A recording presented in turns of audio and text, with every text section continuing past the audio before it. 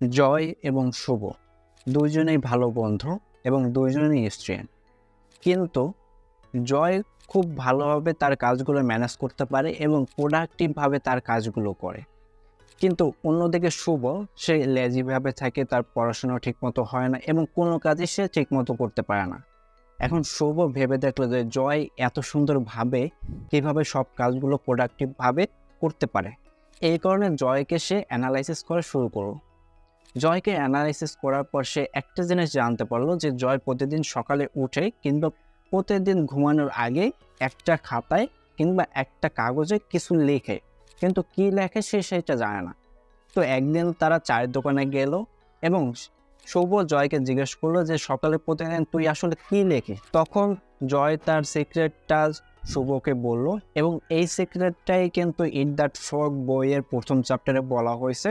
তো এই চ্যাপ্টারের প্রথমেই যেটা বলছে লেখক সেটা হচ্ছে থিঙ্ক অন পেপার। আপনার যে কোনো ডিসিশন বা যে কোনো কিছু ওইটা খাতায় লিখে রাখুন। তো এইখানে উনি আরও একটা জিনিস বলছে যে পৃথিবীর মাত্র 3% মানুষ খাতায় লিখে রাখে তার গোলগুলা। আর এইগুলো যদি লিখে রাখেন তাহলে আপনিও সাকসেস হতে পারবেন আদার্স মানুষের মতো। কিন্তু যারা এই গোলগুলো লিখে রাখে না তারা অবশ্যই আনমোটিভেটেড পিপল হয়, লেজি হয় এবং তারা প্রোডাক্টিভভাবে কাজগুলো করতে পারে না। তো এখন চলুন জানা যাক কীভাবে আপনি খাতায় আপনার গোলগুলো কিংবা আপনার টাস্কগুলো সুন্দরভাবে ম্যানেজ করে লিখবেন। প্রথম স্টেপে লেখক যেটা বলছে, আপনি যেটা হতে চান বা জীবনের গোল যেটা বা যেটাই আপনি করতে চান না কেন ওইটা ডিসাইড করেন। আপনি নিজে যদি ডিসাইড করতে না পারেন তাহলে আপনার বস কিংবা আদার্স যে পিপল আছে তাদের কাছ থেকে হেল্প নেন। এখানে আমরা এক্সাম্পল নিতে পারি, আপনি যে কোনো একটা কোম্পানিতে আসেন, সেখানে চান যে আপনি প্রমোশন নেবেন। এখন ওইখানে আপনি বেটার পারফর্ম করলেই কিন্তু পারফরমেন্স ভালো হবে অ্যান্ড আপনি প্রমোশন পাবেন। সো এই কারণে আপনার বসের সাথে আপনি একদিন বসতে পারেন এবং তার সাথে বসে ডিসাইড করতে পারেন যে আমার কী কী কাজ করা উচিত। স্টেপ 2তে লেখক বলছে আপনার গোলগুলো সুন্দরভাবে একটা কাগজে পেন অ্যান্ড পেপার নিয়ে লিখে ফেলুন। এতে করে আপনার ফিজিক্যাল একটা কাগজ হয়ে যাচ্ছে যেটা আপনি গোলগুলো দেখতে পাচ্ছেন যে আসলে আপনি কী কী অ্যাচিভ করতে চাচ্ছেন। ওইটা যদি আপনার মনে থাকতো তাহলে ওইটা আপনি বেশিক্ষণ মনে রাখতে পারতেন না।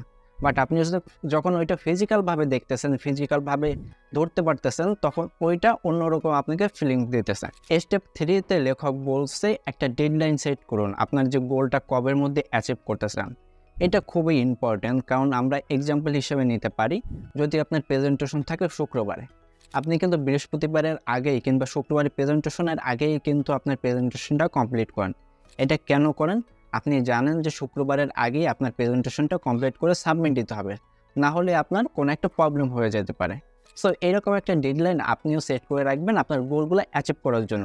কত দিনের মধ্যে বা কত বছরের মধ্যে আপনি অ্যাচিভ করতে চান। স্টেপ 4-এ আপনার যে কাজটা হবে, আপনি যে গোলগুলো ডিসাইড করলেন এইগুলো অ্যাচিভ করার জন্য আপনার কী কী কাজ করতে হবে এইগুলো লিখে ফেলুন। সুন্দরভাবে 10টা হোক, 15টা হোক, যে কয়টাই টাস্ক হোক না কেন সেটা আপনি সুন্দর করে লিখে ফেলুন একটা কাগজে, ঠিক আমরা যেভাবে গোলটা লিখছে। লেখক স্টেপ 5-এ যেটা বলছে, এই যে আমরা টাস্কগুলো লিখলাম গোলটা অ্যাচিভ করার জন্য আমাদের যে যে কাজ করতে হবে এইটা আমরা লিখলাম, এইটা এখন প্রায়োরিটাইজভাবে সাজাতে হবে। সো এটা আমরা কীভাবে সাজাতে পারি? ধরেন একটা জিনিস যেটা করলে আপনার গোল 100% সাকসেস হবে, তো এইটার জন্য একদম টপ লেভেলে আপনার প্রায়োরিটি থাকবে। তারপরে যে টাস্কটা করলে আপনার গোলে ইফেক্ট ফেলবে সেইটা আমার সেকেন্ড প্রায়োরিটি আসবে। এরকমভাবে আমি প্রায়োরিটাইজ করব। সো মোস্ট ইম্পর্টেন্ট যে টাস্কটা ওইটা আমরা একদম টপে রাখবো, যেটা আমাদের আগে আগে করতে হবে। লেখক স্টেপ 6-এ বলছে, এই যে আপনি টাস্কগুলো প্রায়োরিটাইজভাবে সাজালেন, এখন একটা প্ল্যান তৈরি করুন।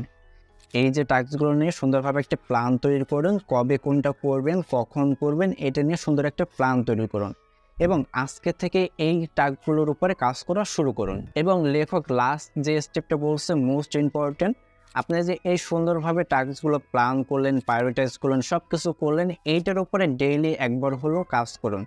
যে কোনো একটা টাস্ক আপনি লিখে রাখছেন ওইটা নিয়ে ডেইলি একটু একটু করে আপনি কাজ করুন এবং এইটা হ্যাবিটে তৈরি করা যায় কিনা এইটার জন্য আপনি কাজ করুন। তো আমরা অলরেডি জানি যে 21 দিন আমরা যদি একটা জিনিস প্র্যাকটিস করি তাহলে ওইটা আস্তে আস্তে আমাদের হ্যাবিটে পরিণত হয়। সো এটা আপনাকে বারবার প্র্যাকটিস করতে হবে। সো ইন দ্যাট ফ্রগ বইয়ের প্রথম চ্যাপ্টারের বুক সামারি আজকে এই পর্যন্তই শেষ হলো। দেখা হবে আমার নেক্সট চ্যাপ্টারের নতুন একটা ভিডিওতে। তো ততক্ষণ সবাই ভালো থাকুন, সুস্থ থাকুন অ্যান্ড আমাদের চ্যানেলটা যদি সাবস্ক্রাইব করে না রাখেন তাহলে অবশ্যই সাবস্ক্রাইব করে রাখবেন নেক্সট পার্টগুলো দেখার জন্য।